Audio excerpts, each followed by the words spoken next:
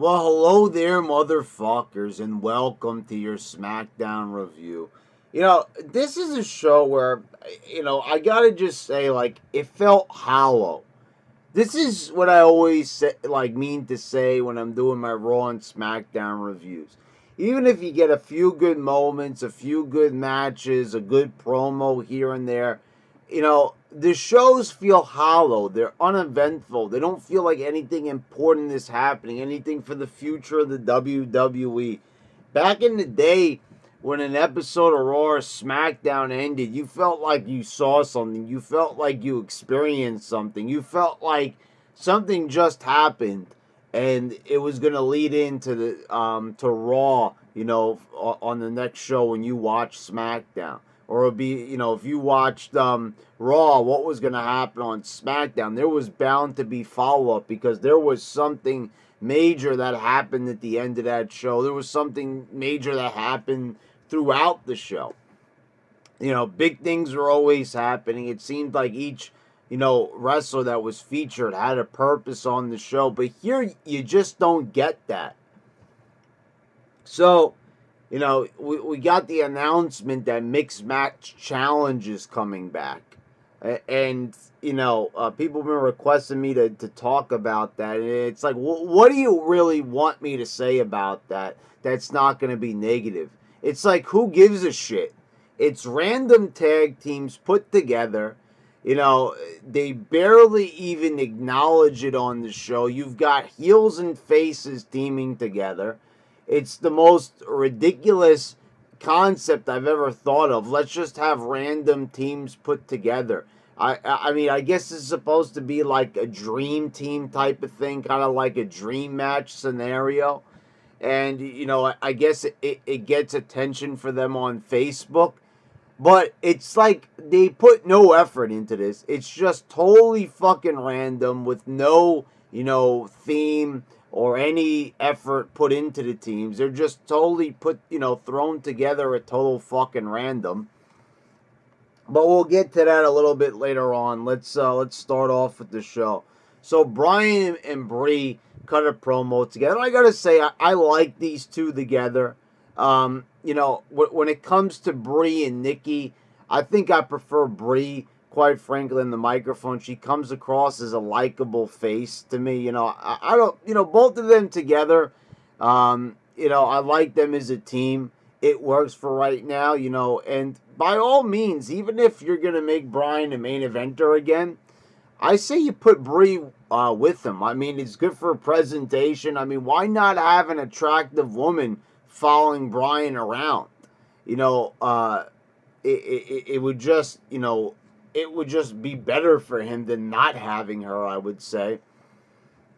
So we got Almas coming out with Zelina Vega, and we're ready to have another match with these guys. So here we go. Here's the match, and Brian beats him. I really don't get, what the point of having Almas on the main roster is. This guy, he doesn't win any matches. He's only capable of beating Sin Cara. So, he's had some great matches with AJ Styles and Daniel Bryan, and this is supposed to make him over. Who gives a shit about this guy? First of all, who is he?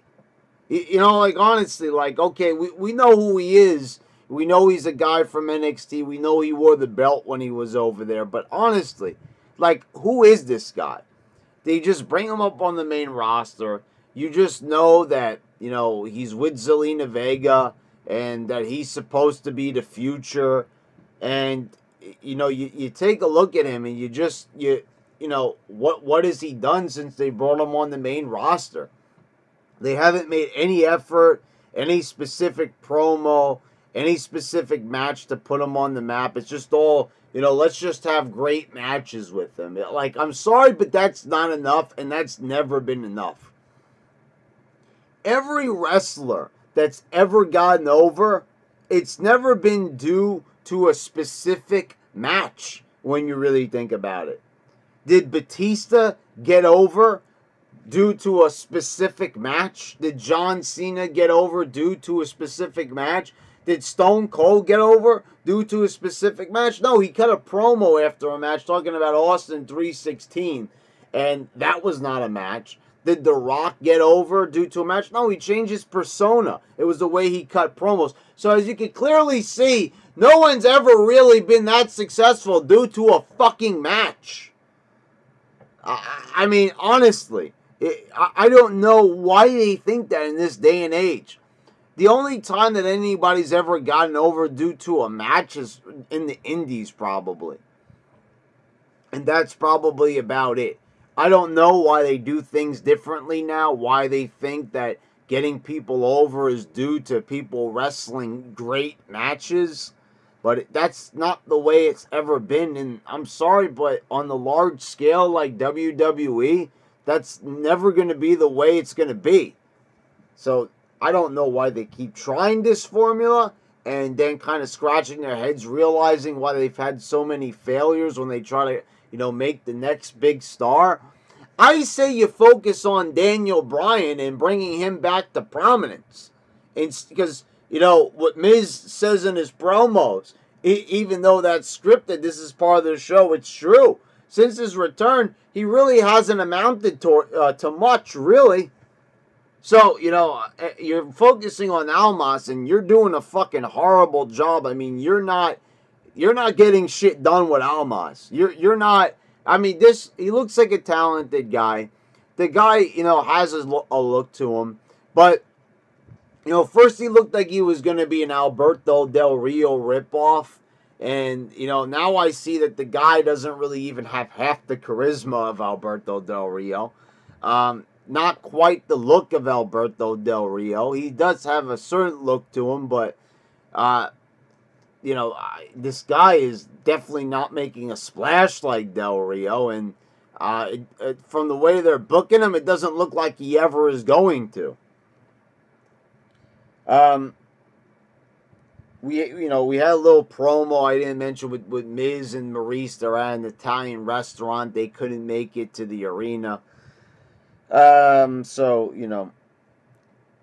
Becky Lynch and Charlotte, they're not in the arena either. It's like no one's at the arena tonight. No one's showing up. I don't blame them. I wouldn't want to show up to this shit show either. But, Becky is, everyone is going nuts for this promo. And I'll give her credit where credit's due. She's doing a good job, being a heel here. The persona's coming across well. People are chanting for her. And, I'm not really understanding why. Like I said, she's doing a good job being the heel. And people feel that, that was supposed to be her title shot. So, let's cheer her. This is more like the Marks kind of like just causing trouble for WWE, trying to flip the script, and I don't really get the point of this. People have been calling her Stone Cold Becky Lynch.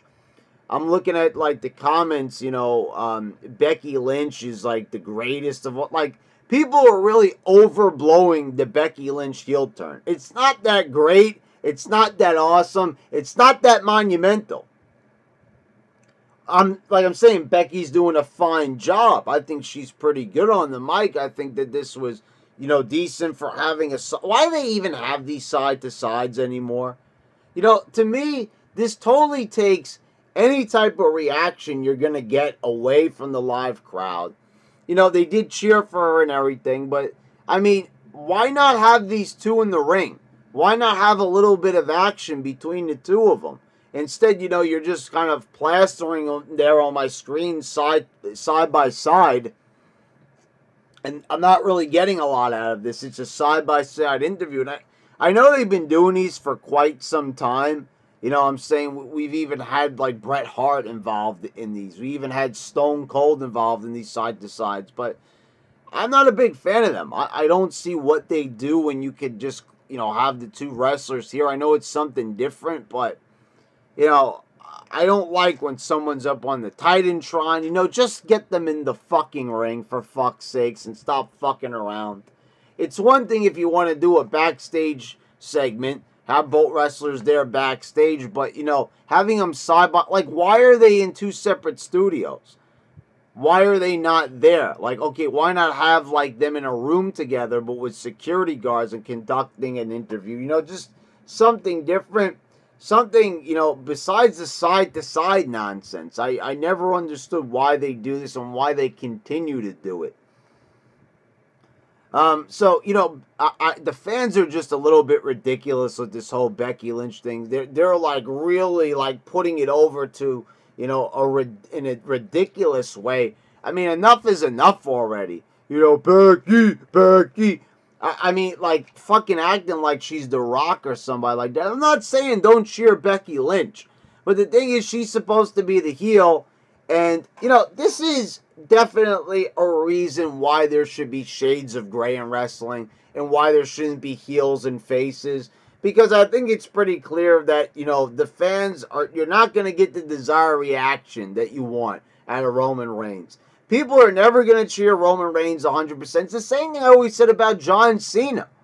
Why are they keeping them on the same path? It sounds ridiculous when the fucking crowd is chanting one way and you're completely pushing the wrestler in another way. And I know you can't play to the house. You got to, you know, play to at home because that's what your money is. But for fuck's sakes, I'm like, you know, this is just ridiculous. I'm watching, you know, a show where a character is supposed to be portrayed and people are cheering him. Cheering her, and I'm just like, you know, so why do we even have babyface and heels anymore? If they know on a night-to-night basis the way how things are now, that the crowd is going to react in a totally different way, why do we still keep these clear-cut babyface and heel things going on? This ain't the 70s anymore. This isn't the 80s. I don't get why you had an era like the Ruthless Aggression era and the Attitude era, and you did business a whole completely different way. And then, you know, just when it got to the PG era, it was just like, oh, we got to go back to having faces and heels again. That makes no fucking sense whatsoever. That makes no sense at all. Why completely go back the other way when things are actually are even more fickle now, are way different? It's 2018, and we're doing 80s style booking. I'll never understand it at all. Like, there's no clear-cut explanation like why this makes sense. To have an old school feel, I suppose. I don't know. I mean, these writers were not even alive during that time, most likely. And they're writing in that style? Like I said, she's doing a fine job as a heel, but, I mean, you know, it's not a good idea to have clear-cut faces in the heels when every single time you do it, when you try to establish a character at one end of the spectrum, you completely fail with it. And I've been hearing rumors that they're going to try different techniques to have, you know, Becky Lynch not be cheered. You know, what are they going to do? Have her insult the fucking town, which every single heel does? I mean, that is one thing that I have got to, you know, the same thing with The Miz and everybody, as great as they are. You know, all the heels and Elias, like all these wrestlers, the only thing that WWE could think to do to get them to be booed is to insult the town that they're in. Quite frankly, if you come to New York and you know, say shit about New York, I'll be like, okay. I'm sorry, but, you know, it's like the same thing. I don't give a shit. Like, you know, I don't like people talking against the country, but you mentioning the state, I'm like, okay, like, yeah, you're insulting the state. Okay, great. That's you know, that's what I'm saying. It's one thing if you want to have the wrestler insult the country. Maybe she could say that, you know, because she's Irish. She wasn't born here. But you're insulting the town? It's like, okay. And the chances are that, yeah, there's probably problems with the town. So there's probably a half truth to that. So I'm just saying, I don't know why that's like always like a thing with people. Oh, I insulted my town. Boo. Like, that technique, does that really still work? Apparently it does. I'm just saying it's a bit lame. And when people are watching it on TV, it's like, okay, well, I don't live in that town. So I don't fucking care. So, you know, that's the device they're going to use. That's one thing. If it was a house show, it would make total fucking sense because no one was watching it at home. But you know, you're broadcast. This, remember, guys, this is the show that Fox spent $1 billion on. Naomi defeated Peyton Royce. You know, why the fuck would they book this? Okay, she fought the other girl last week. So, Billy Kay. So why would you book this after the disaster that you had last week? For people who didn't see last week or you didn't watch my review last week, there was a terrible spot. There were a few terrible spots where you had Billy Kay like ripping part of Naomi's hair out of her fucking head. If it might be, you know, it's a weave, okay, so whatever, but you know, it still came out of the fucking roots, which is still her hair. Then you had this spot where she runs her into the ropes, nothing happens. Naomi kind of exits the ropes, Billy Kay puts her back in, and then you have Peyton Royce hitting a kick. Well, when I say she hit a kick, I mean that it barely fucking hit her, and Naomi sells it, and that's the move that ends the match. It was fucking horrible. If you haven't seen it, I suggest you go watch it and you see how truly bad these girls are. Like I said, I'm not one for rating people's work. I'm not a wrestler. I've never had any wrestling training. So right away I know the smarts. You never wrestled. You shouldn't be talking shit about work rate.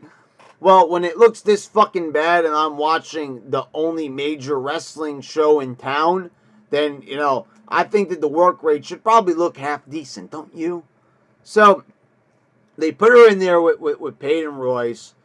Okay, you know, I didn't really notice anything, you know, that was that horrible.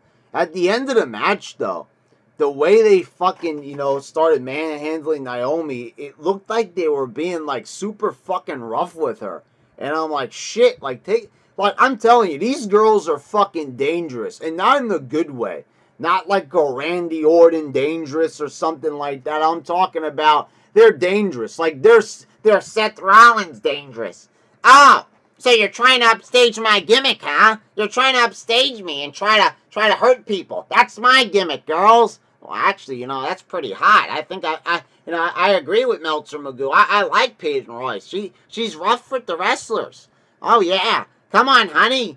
Come on, hop in my smart car. We'll go do CrossFit together, guys. Yeah, we'll go do CrossFit together. Oh, maybe I'll get lucky. Maybe I could have them both. Maybe I could have Billy Kay and I could have Peyton Royce for an awesome threesome. Yeah. Maybe we could go get some soy cubes together, hop in my smart car after the CrossFit classes, and get busy, right? Yeah. Yeah, and maybe we could make a faction. Fuck the Shield. Yeah, fuck the Shield. Let's make the Injurers, right? Yeah, the Injurers. We're going to injure wrestlers together. Yeah, sounds like a lot of fun.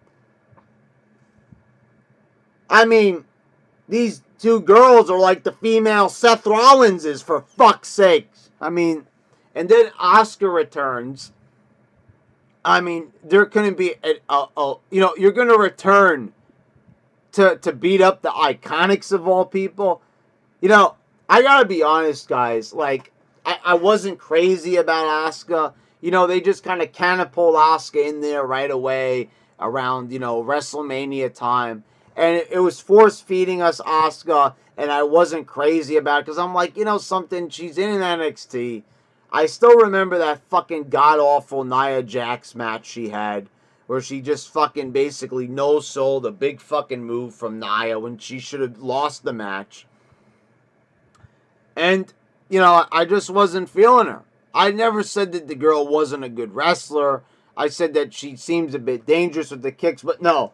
I look at the Iconics and I see what dangerous is. You know, and not dangerous in the kayfabe way. I'm talking about dangerous, like I said, in the Seth Rollins way. Burn it down! I mean, they're going to burn down somebody's fucking career if they're not more fucking careful. I mean, so Asuka returns. And I gotta say, I like Asuka now. And it's mostly because I feel fucking bad for her. I mean, it's almost like the same thing of like why I started to like Roman Reigns. The way how Roman Reigns is treated, the way Asuka is treated, the way she's misbooked. I'm just like, I feel so bad for they put her on the top of the world, and she was doing a good job with the spot. She wrestled a good match at WrestleMania. They, and they wanted to like maintain her streak. Totally understandable why they want to have someone like Charlotte go over her, maybe. But I mean, it's been all downhill since Mania. And you would have thought like after winning the Royal Rumble, she would have at least, just looking at this in retrospect, they fucked this girl up so bad. And I feel like I do genuinely. Like when I saw her come out there and she's like in this like lower mid-card thing. I mean, this is like, and the same thing with Naomi. I say it every week. They should have never take the title off of her so fast. And this is what she's involved in. She could like barely beat one of the Iconics. And, is this going to be a match for Evolution or Hell in a Cell, Naomi and Asuka versus the Iconics? This is the feud we're going to get?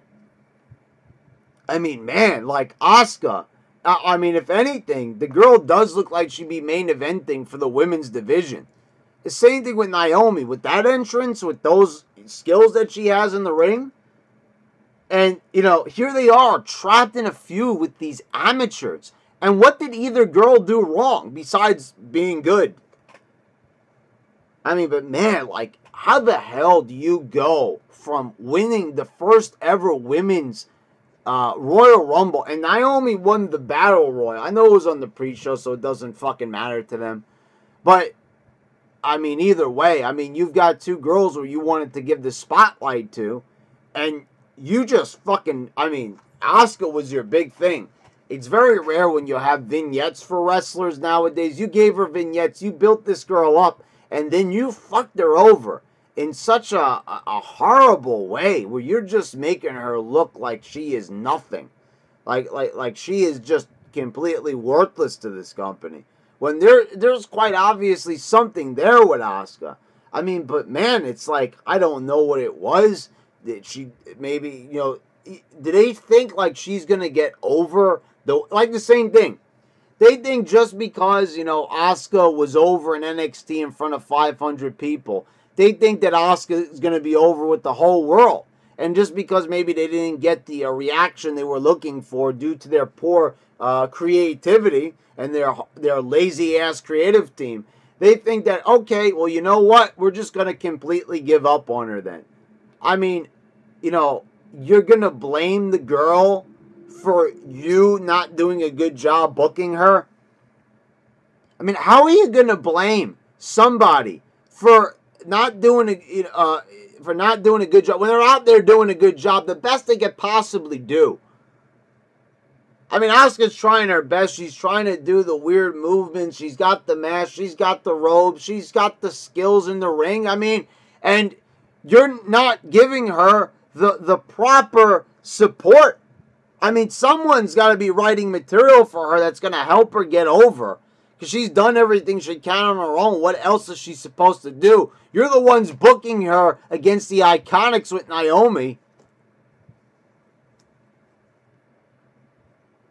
Jeff Hardy had a good promo here. It was great seeing, that was a nice little retrospective with Jeff Hardy. Seeing what the guys accomplished. And, you see the WWE Championship there.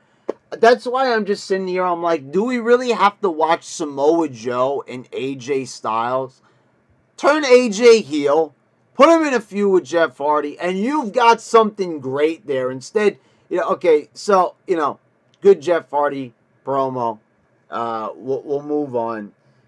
And we'll talk about the Samoa Joe and AJ. What an excellent lead in here. Because here you have a fitting challenger for the title. And here you've got... So, Samoa Joe's out there. Oh, look at that. He didn't go to the barbecue. There's no stalker storyline. Just no mention of that. No nothing. He said that last week. No follow-up at all. Just like I said, there's not going to be any follow-up with Alexa Bliss and Elias. With that little flirting angle. They're not going to... That's not in the angle. That's just something they did in passing. And here they are again. I'm wasting my time last week ranting on this, and they're not even following up on it. So, like, why the fuck am I even talking about it? I'm talking about something that they have no intention of even doing. I'm talking about how they're going to go about it, and they didn't even fucking do jack shit. Unbelievable.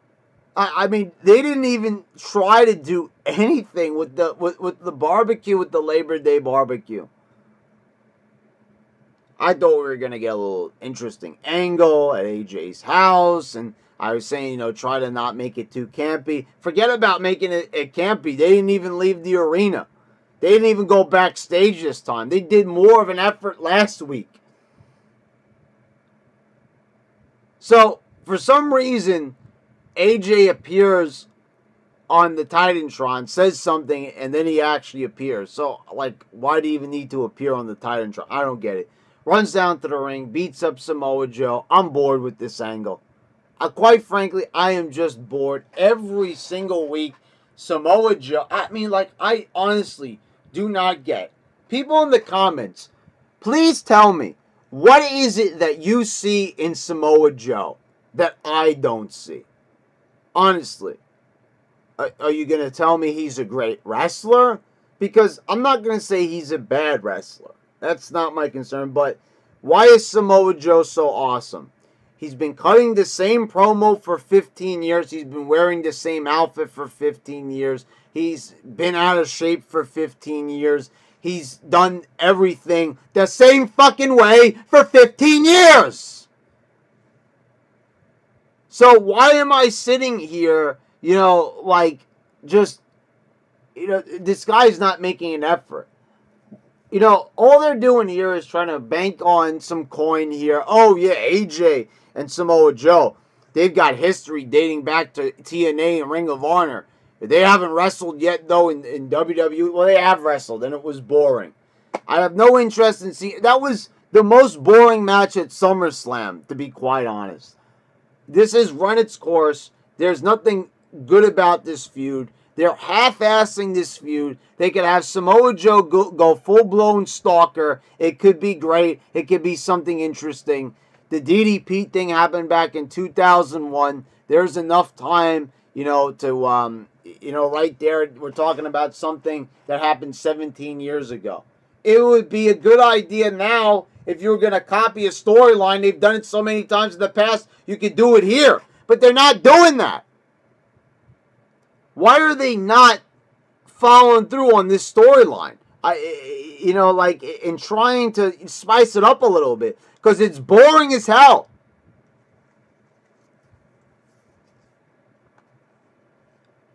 Randy Orton, this was a great promo. I gotta say, they did a very good job. See, guys, this is the thing. Why you want to talk about All In. That's the future of wrestling, guys. All In. Little side note here, little sidebar. You know, a little sidebar here. Let's talk about All In for a minute. So I did a video on All In. Go check it out. Great video, I think. Think I got my point across. That, you know, it's something that was built up by the marks, but at the end of the day, it's not going to really amount to much. So, there's one thing that you're never going to be able to touch WWE on. You could take out all the fake NWA titles. You could have all the fake crybaby moments with Cody Rhodes. You could defend all your little indie titles. You could put up club logos as far as the eye could see. But you will never have the production values of WWE. There's one thing that WWE does great, that they, first of all, they know how to set up a set. They know how to make a vignette. They're excellent when it comes to promo videos like these. This made Orton look like $1 million. And, you know, it made me forget that so far this feud's been pretty boring. But the way they did a clearer shot of Randy Orton sticking his finger through the gauge hole of Jeff Hardy. And, man, I, like, look at that, and that is sadistic. Like, I don't think I appreciated when it actually happened. I was watching this video, and I know he was, like, pulling at his ear, but like, the way how they showed it in slow motion, that actually, like, bothered me. I was like, oh, God. Like, it made me, like, kind of cringe a little bit. And see, that is the power of their editing skills. They've got still Kevin Dunn. I know people don't like it when I say this. I don't know why you guys are blaming Kevin Dunn all the time. Like, he's the production guy. That's all he is. But if anything, Kevin Dunn is still the one who gets you all those great angles. They never miss a good shot, really. And, once again, I have to say, like, this promo right here, putting this package together, that's what Kevin Dunn and the production team are good for, and that is one thing that I will always put them over for. And that is one thing that you will never see from New Japan or Ring of Honor or anything like that. Because, go buy any Ring of Honor DVD. Production values are bad. There's not good sound quality. The camera angles are not very good. And I know this sounds like nitpicking, but I'm a guy that actually has a fair amount of Ring of Honor DVDs. And I've showed people the collection in the past. I've got like a good amount of them. And I used to buy them because they used to have like good deals on them. Like, if you bought 4 of them. So I bought a bunch of them. And, the camera angles are just not good. There was good matches on those DVDs, but the camera angles left a lot to be desired. You watch a WWE event, and you'll say that's not fair to compare because I'm comparing a multi-million, sometimes billion-dollar company to Ring of Honor. And there you go. I mean, so it's not fair to compare, but there's a reason why people like WWE, good presentation goes a long way, and this type of promo is something that definitely solidifies that. Rusev Day defeated Sanity and the Usos, so the Usos and Sanity are back on TV, and they both lose. You've taken the wind out of the sails of Rusev Day. You've already given these guys several chances. They haven't won. So if you decide to give them the belts, it's not going to fucking mean anything. You know what would mean something? If Sanity fucking won here, why the fuck did you bring them on the main roster just to have them fucking lose all the time? What a fucking waste. Eric Young with his great promos. Killian Dane with that size and that speed that he has. You mean to tell me that you're going to have these guys job out to Rusev Day, which is an act that's completely run its course already? How many times? Today is Rusev Day. Well, I guess Rusev Day is every fucking day because you say it every fucking SmackDown and it's tiresome. You had some.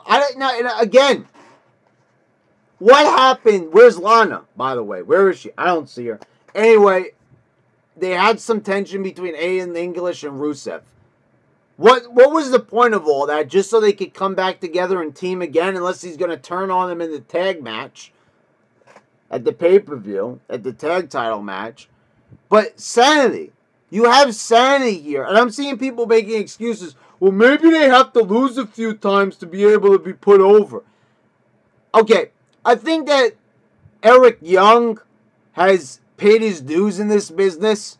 I think he's done enough. It's, fuck paying your dues and shit like that. That's always, I believe in that to a point. And and you've got wrestlers that haven't paid their dues. I understand that. But when you've got a hot act like this, Sanity, where you've already introduced them and you've got all that coming in, and you already fucked up their debut by, making it go cold for a few weeks and nothing was heard of them. Then they suddenly just appear at total random. And then you had them lose their debut match. And in the first pay-per-view, you have an opportunity to put them on. You put them on the pre-show. And here they are losing again. What is wrong with this company? So there you go. So Rusev Day, they're number 1 contenders again. And they probably won't win the tag titles again. R-Truth is now with Carmella for whatever reason. And, I talked a lot about, the Awesome Truth. And, the Miz and Truth had a little thing in the backstage. I said, how this was a team that was great. And they should have held on to them, when this was going on, what was it, 7 years ago. Remember the match with The Rock and John Cena, the Awesome Truth, Triple H fired them and everything. And here they are again. So Daniel Bryan distracts Miz Truth gets the win here. We know that means nothing. So, mixed match challenge. We're going to put Carmella and R-Truth together. So I guess this was a playoff of, the fact that, like, R-Truth said that he's going to be #1 contender for the U.S. title by pinning Carmella.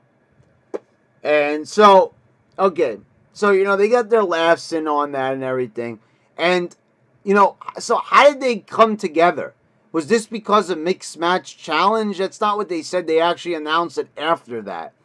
So now they're like an item or something like that. And, like, you're not going to bother to explain this? Was it due to the mixed match challenge thing and they just jumped the gun on it? I'm not too sure, but all I have to say about this is fucking lazy. You're going to put an on-screen, like, relationship and not even bother to explain it? Okay, so, and it's like, this is what you're doing with Carmella? You took the title off of her, and now she's a distant memory. Now she's just going to be a valet. So you want to make her a full-fledged wrestler, and it just shows that every single time they take the title off of somebody, they either have to give them the Intercontinental title or U.S. title to keep them relevant, or, just completely do something stupid and ridiculous like this. Make her a valet. We've got nothing for her at the moment. This didn't get played too in any way because then, Brian and Brie come out. Almas and Zelina Vega attack them from behind. And then Brian and Brie Bella both together, they counter them, put them in the yes lock. And the Miz and Maurice run from the ring. And there's your show. So, I'm just like, what? So the match, the main event, is R-Truth, and they're making fun of the fact that, like, R-Truth is in the main event and all that. And it's like, why are we even making fun of it? It's your decision to put him there. And I always say this. Okay, so you don't like R-Truth, so why is he even still in the company? And it just shows that you don't have anybody to put in the main event. You don't have anyone to put there. So you put R-Truth. I don't get it. R-Truth looks like $1 million. The guy's got charisma coming out of his ears. He already proved himself multiple times. And the reason why you knocked him back down the card is because you couldn't figure out how to keep him up on the card. You didn't know what to do with him. So, he's been just doing obscure jokes for the past 5 years or so. Going absolutely nowhere with the guy. You've had him say what's up for how long now? And, I remember back in 2011. Remember Michael Cole said enough with the what's up thing? And people were happy about that. And then they went right back to it afterwards. I don't get it with them. And, you put Carmella with them. There's no explanation given. It's like, I don't know, man. I fucking give up trying to analyze this shit. You're going to lose fucking brain cells if you try to do so. Good God almighty. Well, there you go, guys. There's your SmackDown review. I mean, it's laziness. It's just, they don't fucking care. They got their $1 billion deal with Fox already. And the question here is, why did Fox even... they're paying for the brand name, I guess. But don't they look at what they're buying? Is this, is this the show that they want? This show, from start to finish. Like, this is a show that they honestly want on their network. Like, we're talking about Fox. Like, Family Guy, The Simpsons. They've had all these shows in the past that people love and hold near and dear to their heart. And, you're going to have SmackDown, which has been a fucking horrible show for years. And the funny thing is people say that this show is so much better than Raw. And I'm like, are you out of your mind? This show is good? No, if anything, Raw is more eventful in certain ways. Like, at least you got something, even though it was uneventful, at least Shawn Michaels and The Undertaker were on it. You never get anything like that on SmackDown. This is just a boring ass show where nothing happens and it feels very hollow. It's a depressing show. It even depresses me having to review it. I mean, every single time it's like nothing happens. It just feels like a total empty shell of what SmackDown used to be. And you know, you could always go back and you could say the way how SmackDown was when Batista was on it and all that, but you're wasting your time. Those days are long gone. Anyway, guys, this has been your YWC champ, and I'm signing out. And, you know, remember, subscribe, click the bell. Thanks once again to all my patrons. You know, check out all my other videos. And until next time, motherfuckers.